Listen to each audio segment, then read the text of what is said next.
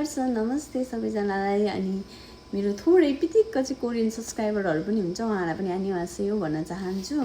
अनि अहिले चाहिँ देख्न सक्नुहुन्छ होला म चाहिँ ड्युटी गर्ने ठाउँबाटै भिडियो बनाइरहेको छु, किनभने अहिले चाहिँ 5:30 भइरहेछ, बेलुकाको माम खाने टाइम हो। तर मैले चाहिँ माम नखाइकन एउटा सानो भिडियो बनाउनु पर्यो, मनमा लागेको कुरा गर्नु पर्यो भनेर क्या मलाई चाहिँ कस्तो ल्याङ भइरहेको छ होइन।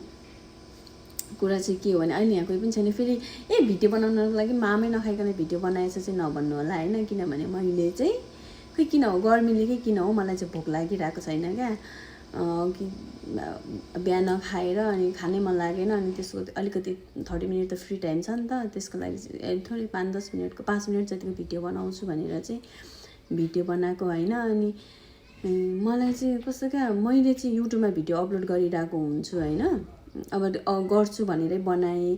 डेली त म अब भिडियो अपलोड गर्न सक्दिनँ नि त, किनभने 12, 13, 14 घन्टा पनि गर्नुपर्छ। प्रायः जस्तो म 14 घन्टा गरिरहेको हुन्छु। अनि 14 घन्टा ड्युटी गरेर त डेली भिडियो त हाल्न सकिँदैन। अनि यो बिरालोले डिस्टर्ब गर्यो एकछिन। अनि डेली भिडियो त अपलोड गर्न सकिँदैन नि त। अनि त्यो भएर चाहिँ मसँग चाहिँ 2-4वटा प्रोग्रामको भिडियोहरू थियो क्या। अनि त्यो प्रोग्रामको भिडियोहरू अपलोड गर्छु, अनि 1-2 दिनपछि खालि कपिराइट लागिहाल्छ क्या। अनि मलाई अब म भर्खर स्टार्ट गरिरहेको छु नि त, कति कुराहरू मलाई पनि थाहा छैन होइन। अनि त्यो चाहिँ कसरी भिडियो अपलोडहरू गर्नुपर्छ, कसैलाई आइडिया छ भने चाहिँ मलाई भनिदिनुहोस् होला होइन। अनि अब डेली हामी त अब काम गर्ने मान्छे, अब फ्री टाइम त हुँदैन नि त। पछाडि चाहिँ ट्रेन कुदिरहेछ, डिस्टर्ब पनि आइरहेको होला, मेरो साउन्ड पनि यस्तै हो। अब ड्युटीमै छु, ड्युटीमै हुँदाहुँदै पनि मलाई भिडियो बनाउनु मन लागिहाल्यो। म एडिट सिडिट केही पनि गर्दिनँ, यत्तिकै हालिदिन्छु, कस्तो हुन्छ त्यो पनि थाहा छैन होइन। अनि त्यही हो क्या, म चाहिँ अब डेली के अरे भिडियो त बनाउन सकिँदैन नि त हामी काम गर्ने मान्छेले त होइन। अनि मसँग 2-4वटा प्रोग्रामको भिडियोहरू थियो, अनि मैले राखेको पनि छु होइन। त्यसमा चाहिँ खालि कपिराइट देखाउँछ क्या। अनि त्यो कपिराइट नदेखाउनलाई चाहिँ कसरी भिडियो अपलोड गर्नुपर्छ, कसैलाई आइडिया छ भने चाहिँ मलाई भनिदिनुहोस् खास भनेर चाहिँ हो। अनि अरू त त्यस्तै हो, के अरे इच्छा रहर त गरिहाल्यो होइन, तर फ्री टाइम नै हुँदैन नि त। त्यही त हो, काम गर्नु परिहाल्यो, काम नगरिकन माम हुँदैन। विदेशमा न नेपालमा नि जहाँ पनि त्यही हो। अनि कसरी त्यो मलाई आइडिया नभएर चाहिँ म काम गरिरहेको थिएँ। अनि त्यो कसरी क्या चित्तै बुझेन क्या, के गरिहाल्नु, कस्तो दिमाग खराब हुन्छ नि, ल्याङ भइहाल्छ नि होइन। बल्ल भिडियो अपलोड गऱ्यो अनि कपिराइट। अनि अरूहरूले चाहिँ कसरी, मैले पनि अब देख्छु नि त प्रोग्रामको भिडियोहरू हेरिरहेको हो नि त हामीले पनि होइन। अनि कतिलाई थाहा छ भने चाहिँ हजुरहरूले मलाई भनिदिनुहोस् ल। फेरि त्यस्तो थाहा नभइकन किन अनि आउनु पर्यो त राख्नु पर्यो त भनेर भन्नुहुन्छ होला, भने पनि भन्नुहोस्। तर मलाई चाहिँ सिकाउनु चाहिँ सिकाइदिनुहोस्, किनभने अब मैले सिक्छु गर्छु भनिहालेँ होइन। अब डेली भिडियो त हाल्न सकिँदैन। अनि आफूसँग भएको त्यो मैले त्यो यस्तो राम्रो पुरै यस्तै हुनलाई भनेर राम्रै पछि मलाई केही हुन्छ भनेर होइन, कि मेमोरीको लागि भए पनि हुन्छ नि त होइन।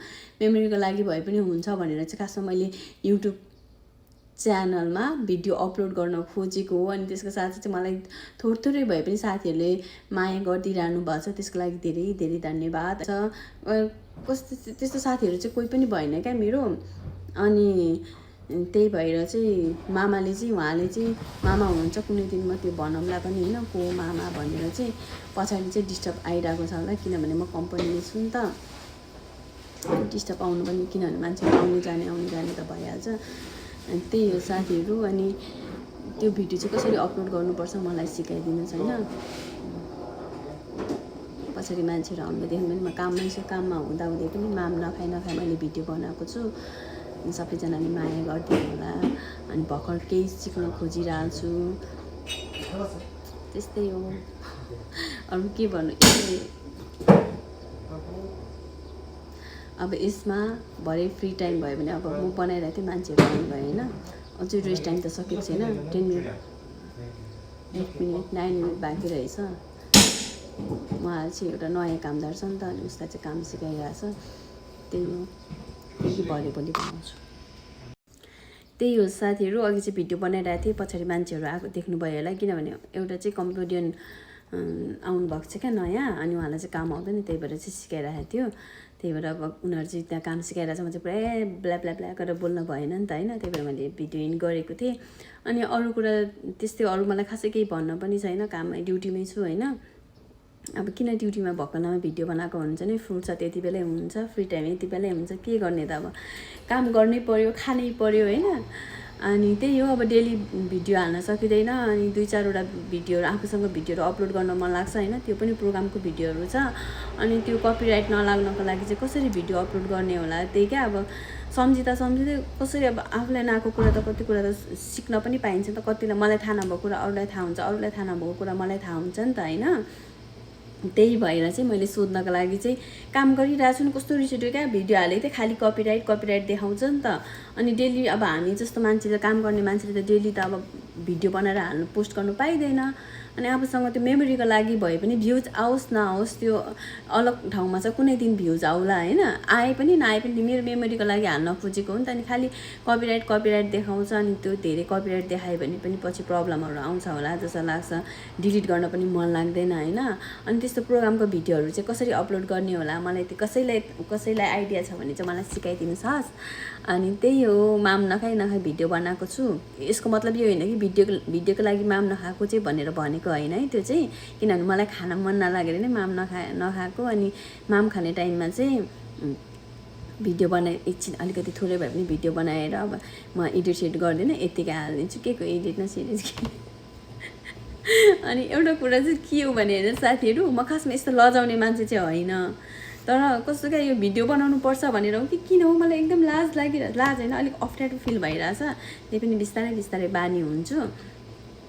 अनि त्यही हो, सबैले माया गरिदिइराख्नु भएको छ, अझै माया गरिदिनु होला होइन। म त्यस्तो कन्टेन्ट क्रिएटर त होइन, तर पनि अब मैले रहर गरिहालेँ, हजुरहरूले माया गरिदिइराख्नु भएको छ, त्यसको लागि धेरै धन्यवाद। अनि स्पेसल मैले थ्याङ्क यू भन्नुपर्छ मामा, हजुरले पनि यो भिडियो हेर्दै हुनुहुन्छ होला, हजुरलाई पनि धेरै धन्यवाद होइन। मलाई चाहिँ पहिला पनि युट्युबमा चाहिँ भिडियोहरू हाल्न मन लागिरहेको थियो, तर कोही पनि त्यस्तो सपोर्ट गर्ने मान्छे थिएन होइन।